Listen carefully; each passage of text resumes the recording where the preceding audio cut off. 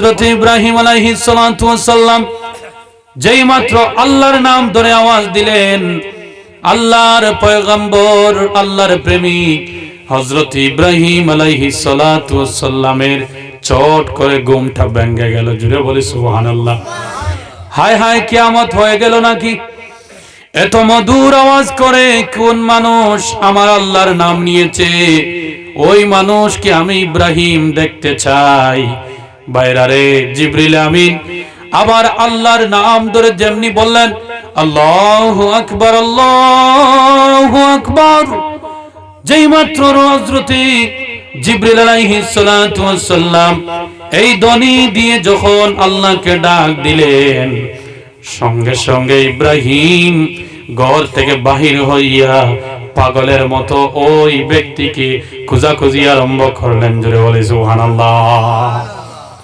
আমার বাইরারে ইব্রাহিম আলাইহিস সালাতু ওয়াস সালাম খুঁজিয়া খুঁজিয়া দেখলেন বাইতুল্লাহ আল্লাহর ঘরের কিনারে একজন মানুষ সাদামাটা কাপড় পরিধান করে, জেনারেল মানুষের মতো চেহারা, জেনারেল মানুষের মতো দাড়ি, কিন্তু মুখের মধ্যে একটা আলাদা নূর আছে।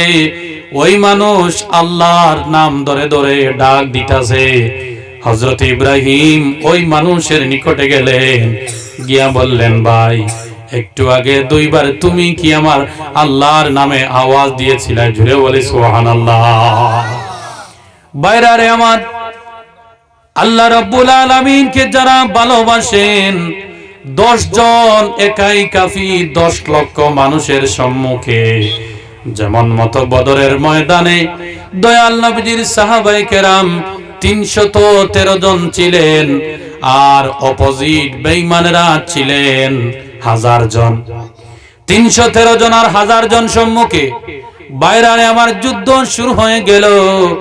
আল্লাহ রাব্বুল আলামিন এই 313 জনের বডির মধ্যে, ইমানের মধ্যে এমন পাওয়ার দান করেছিলেন, হাজার হাজার সৈন্যরা বুবু ডাকাইয়া ময়দানটা ত্যাগ করেছে। জুড়ে বলি সুবহানাল্লাহ। এর জন্য আমার যুবক ভাইরারে ধৈর্য ধরে বছরে একদিন ওয়াজ হয়, আর ওই দিন যদি আমি আমার মালিকের জন্য ঠান্ডা খাইয়া একটু যদি নসিহত শুনতে না পারি, এমন যুবকের যৌবন কাল তো ব্যর্থতা। কথা বলেন ঠিক কিনা?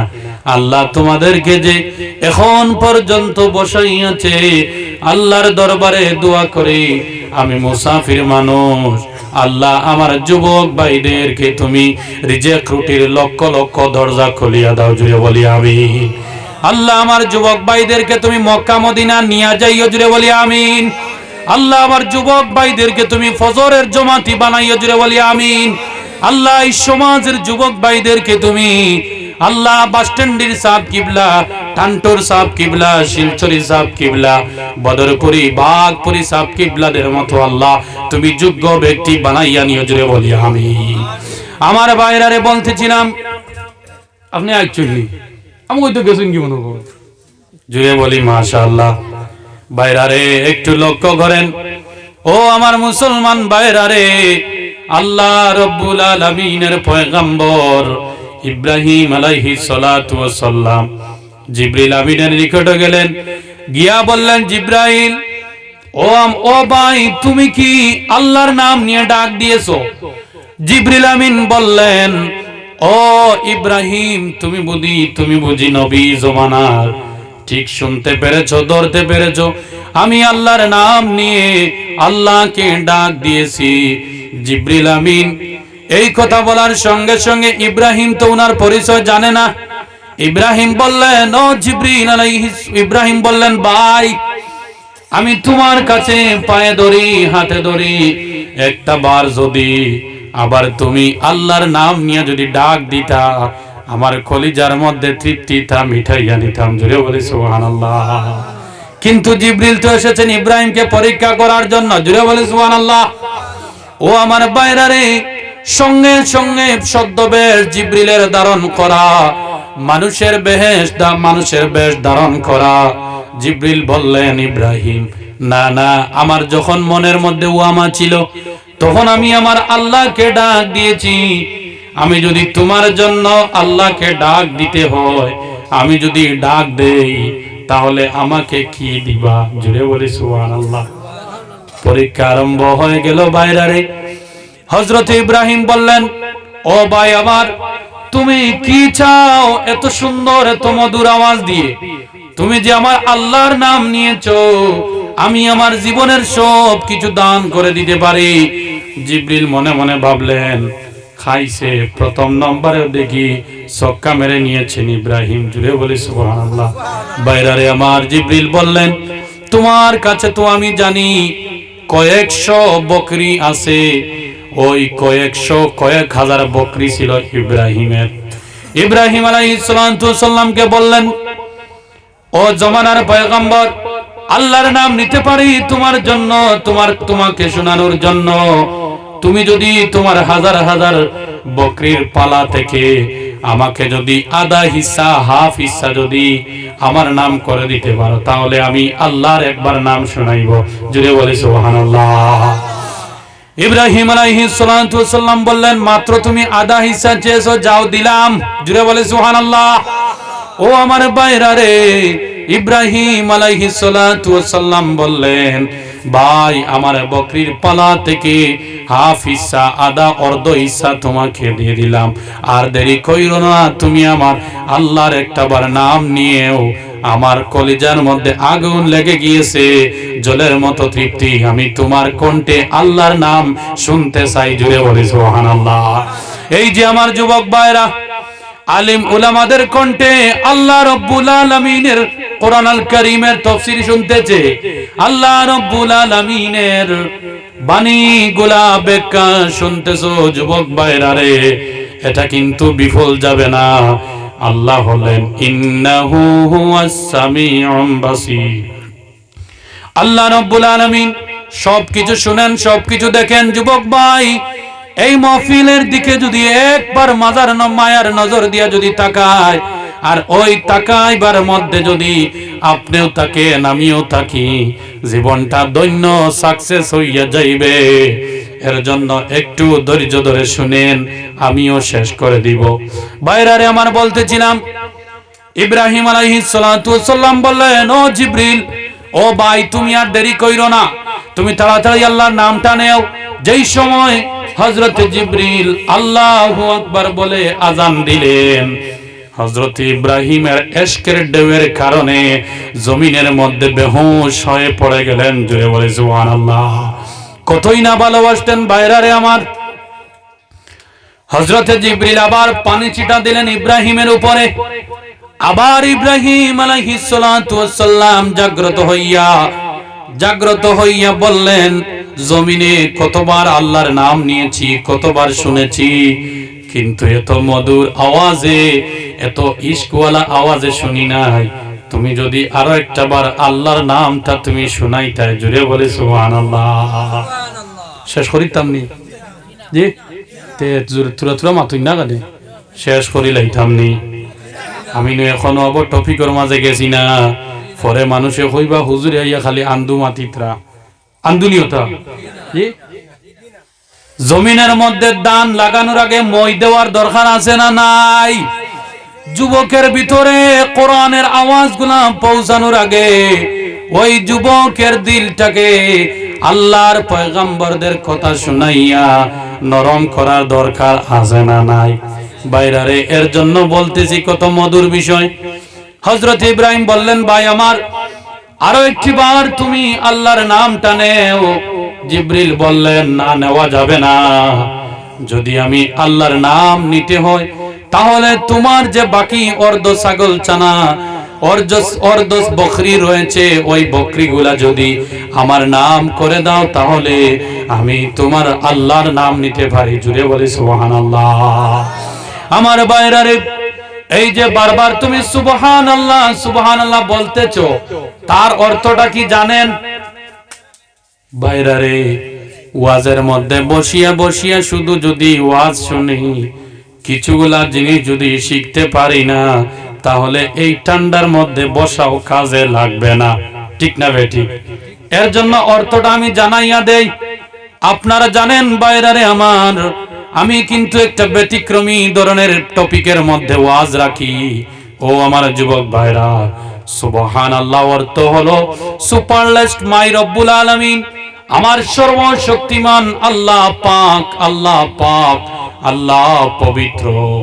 বাইরারে তুমি যে ইশক নিয়া যদি আল্লাহকে পাক বলো, সুবহানাল্লাহ বলো, আল্লাহ রাব্বুল আলামিন ফেরেশতাদেরকে ডাক দিয়ে বলবেন, ও মায়ার ফেরেশতারা, তোমরা সবাই সাক্ষী থাকো, আমার বান্দা, আমার গোলাম আমাকে পাক বলেছে। আমি আল্লাহকে যার মুখ দিয়া পাক ঘোষণা করেছে, আর ওই ব্যক্তি নাপাক থাকতে পারে না, আমি আল্লাহ বললাম সাব্বাহতানি সাব্বাহতু, বান্দা তুই আমাকে পাক বলেছিলে, আমি আল্লাহ তোকে পাক করে দিলাম। জোরে বলে সুবহানাল্লাহ। এর জন্য ইশকের আগুন জ্বালাইয়া বলে সুবহানাল্লাহ। আমার ভাইরারে, ও যুবক ভাইরা, ইব্রাহিম বললেন, ও ভাই আমার, সাধারণ তুমি এটা চেয়েছো, যাও নিয়ে যাও, তোমাকে আমি দিয়ে দিলাম।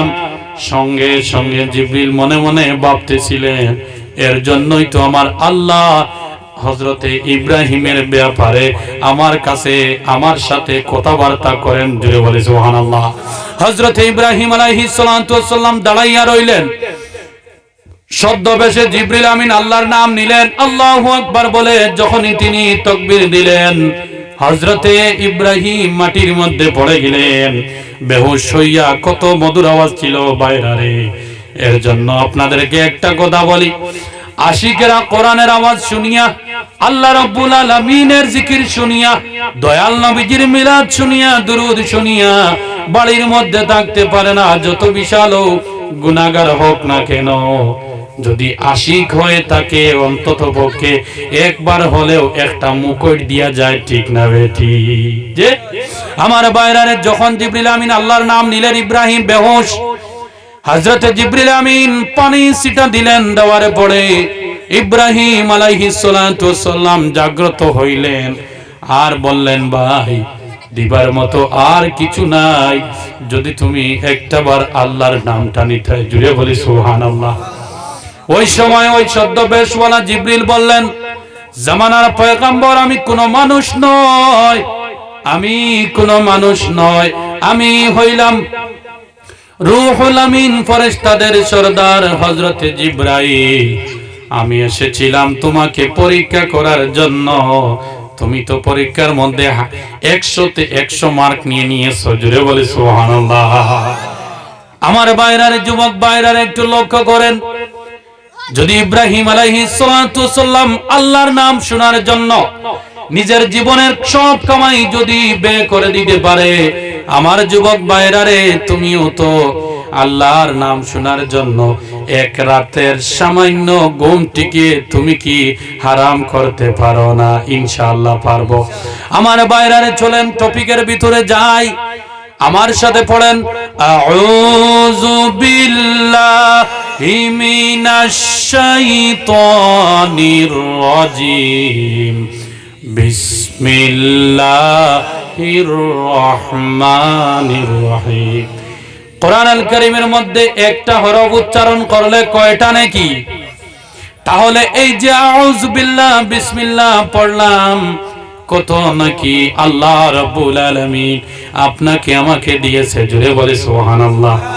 আমার ভাইরারে, যুবক ভাইরা, একটু লক্ষ্য করেন, আমার ভাইরারে একটু লক্ষ্য করেন। স্কুলের মধ্যে দেখবেন 9টা থেকে 12টার ভিতরে ক্লাসের মধ্যে জায়গা নাই।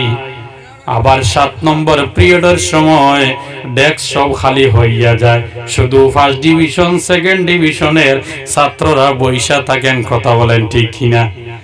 যদি ওই জায়গার মধ্যে শত শত মানুষ ছিল, তারা চলে গিয়েছে, তার মানে টিফিনের বেল বেজে গেছে।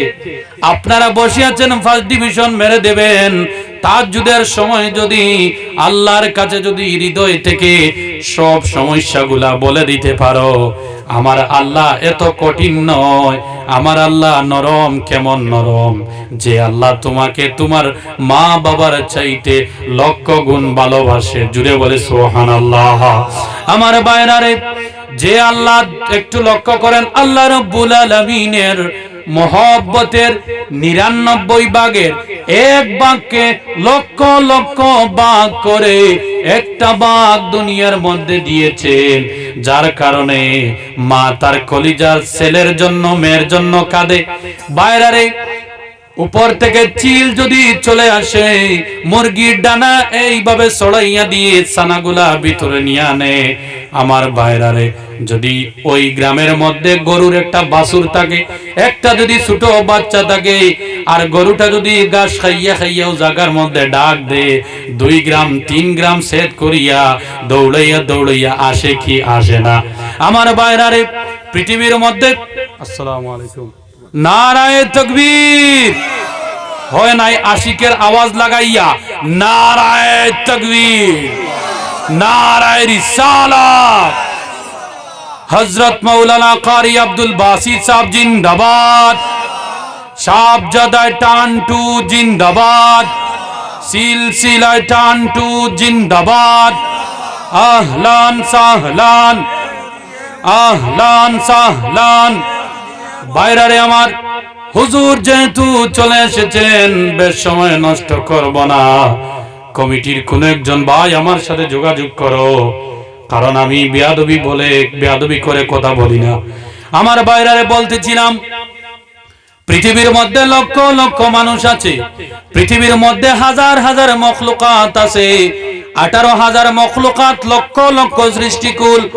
যদি এই সৃষ্টিকুলের মধ্যে তো মহব্বত থাকে, মায়া থাকে, যে আল্লাহর কাছে 99 ভাগ রয়েছে, সেই আল্লাহর কাছে তোমার জন্য কতই না মহব্বত থাকবে। জুড়ে বলি সুবহানাল্লাহ। আমার বাইরারে, তাহলে তাহাজ্জুদের সময় সাহেবজাদায় টানটু এসেছেন, উলামায়ে কেরামও এসেছেন। ইতিপূর্বে আমার হযরত মাওলানা কারি আলহাজ নজরুল ইসলাম সাহেব আলোচনা করে গিয়েছে। এই উলামায়ে কেরামদের, এই প্রত্যেক উলামায়ে কেরামদেরকে নিয়ে ওলি আল্লাহর মাহফিলের মধ্যে যদি তাহাজ্জুদের সময় জীবনের গুনাহকে যদি গলার জুতা বানাইয়া, গলার মালা বানাইয়া আল্লাহর কাছে তওবা করেন, কি মনে করেন আল্লাহ কি রদ করে দিবে? না না, আল্লাহ রদ করে দিবে না। আমার বাইরানে, তাহলে আমি আপনাদের সম্মুখে কোরআনুল কারীম থেকে আয়াতে তিলাওয়াত করেছিলাম, আলিফ লাম রা কিতাবুন আনজালনাহু ইলাইকা লিতুখরিজান নাস। জুড়ে বলি সুবহানাল্লাহ। আমার বাইরারে, কোরআনুল কারীমের মধ্যে আলিফ লাম রা তাহা ইয়াসিন আইন সিন কাফ নুন এরকম কিছু শব্দ রয়েছে, এরকম কিছু অক্ষর রয়েছে, যে শব্দ, যে অক্ষরের অর্থ দুনিয়ার জমিনে আল্লাহ এবং ওনার রাসূল ছাড়া দ্বিতীয় কোনো ব্যক্তি জানে না। জুড়ে বলি সুবহানাল্লাহ। আমাকে টপিক দেওয়া হয়েছে আল কোরআনের পরিচয়। ও আমার বাইরারে, মহাসমুদ্র গ্রন্থ, মহাসমুদ্র গ্রন্থ। এই গ্রন্থ দুনিয়ার জমিনে নাজিল হওয়ার একটাই কারণ। কয়টা কারণ? একটাই কারণ হলো, মায়ের পেট থেকে সন্তান জন্ম নেওয়ার পরে ওই সন্তানকে আদারের রাস্তা থেকে হাতের মধ্যে বেড়ি লাগাইয়া কালো অন্ধকারের পথ থেকে ওই সন্তানকে উজ্জ্বলিত, উজালা, আলোকিত রাস্তার দিকে নিয়ে জান্নাত পর্যন্ত পৌঁছাইয়া দেওয়ার জন্য কোরআন নাজিল হয়েছে। জুড়ে বলি সুবহানাল্লাহ। এই কোরআনুল কারীমের মধ্যে মাওলাই করিম বলেন, লিতুখরিজান নাসা মিনাজ যুলুমাতি ইলান নূর। বাইরারে, কোরআন নাজিল আল্লাহ করেছে মানব জাতিকে আসল মানসিক রূপ দিয়া অন্ধকার থেকে নূরের দিকে নিয়ে যাওয়ার জন্য। জুড়ে বলে সুবহানাল্লাহ। কোরআন নাজিল হয়েছে যুবকদেরকে পরক্রিয়া থেকে জান্নাতে নিয়ে যাওয়ার জন্য। জুড়ে বলে সুবহানাল্লাহ। কোরআন এসেছে মদখানা থেকে, জুয়াখানা থেকে, গাঞ্জা খানা থেকে, ইয়াবা খানা থেকে, হিরোইন খানা থেকে, সুদের ব্যবসা থেকে, হারামি ব্যবসা থেকে মানুষকে জমাতি নমাজি বানাইয়া দেওয়ার জন্য। জুড়ে বলে সুবহানাল্লাহ। কোরআন শুধু বাইরে মুসলমানদের জন্য নাজিল হয় নাই।